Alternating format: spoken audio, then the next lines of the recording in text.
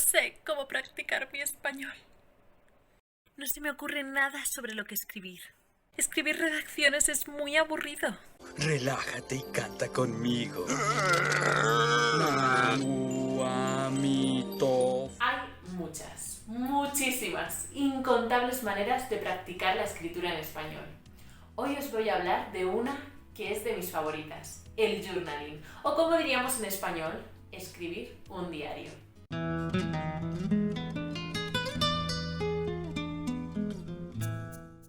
Seguramente estarás pensando, ¿y por qué escribir un diario en mi segunda lengua y no en mi lengua materna? Bueno, pues la verdad es que cuando usamos una lengua diferente a la nuestra, nuestro cerebro funciona de forma distinta y por tanto podemos enfrentarnos a aquello que nos ha ocurrido desde una perspectiva distinta.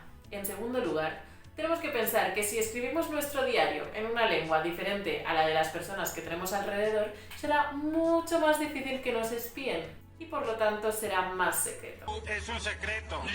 Cállate. Y tercero, porque es una manera de obligarnos a escribir en español de forma continua y con un propósito concreto. Ahora vamos a pasar a los tipos de journaling. La verdad es que hay muchas maneras de hacer journaling, pero yo me voy a centrar en 3.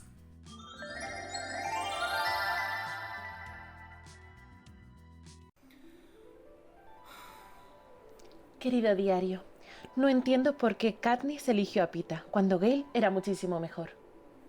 ¿Qué te importa? Es privado. El clásico. Este tipo de diario es muy bueno para practicar cualquier idioma. Puedes utilizarlo como práctica de escritura una vez a la semana, por ejemplo.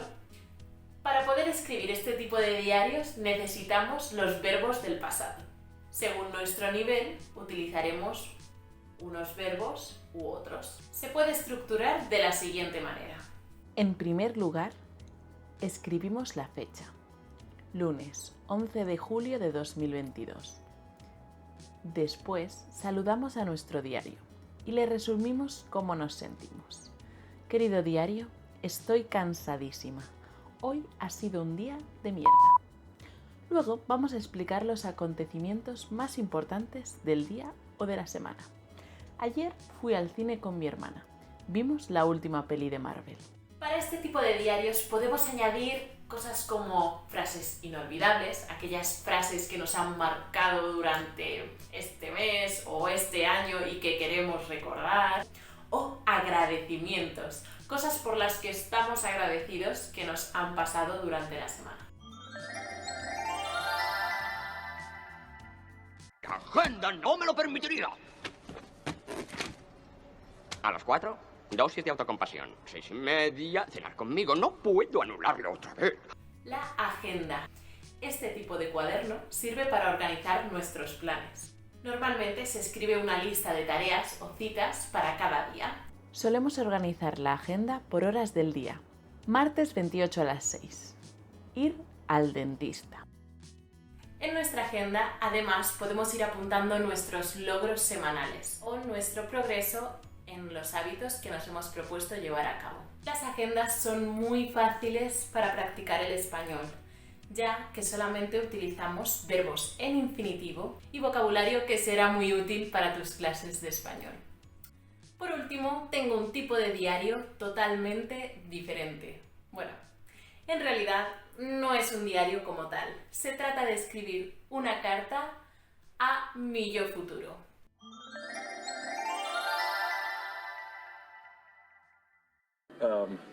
Dear future me, first off, you better be driving either a kick-ass Camaro or the A-Team van.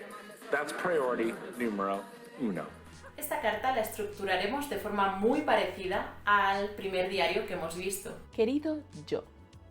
A continuación, para ponerle en situación, le decimos la fecha y el lugar desde el que escribimos. Seguimos contando algunos datos sobre el presente, como la situación actual de nuestro país o nuestra propia situación personal. Después, contamos cómo nos imaginamos el futuro y escribimos una lista de cosas que nos gustaría haber conseguido cuando abramos la carta. Finalmente, nos despedimos y firmamos. Este tipo de diario tiene un doble objetivo.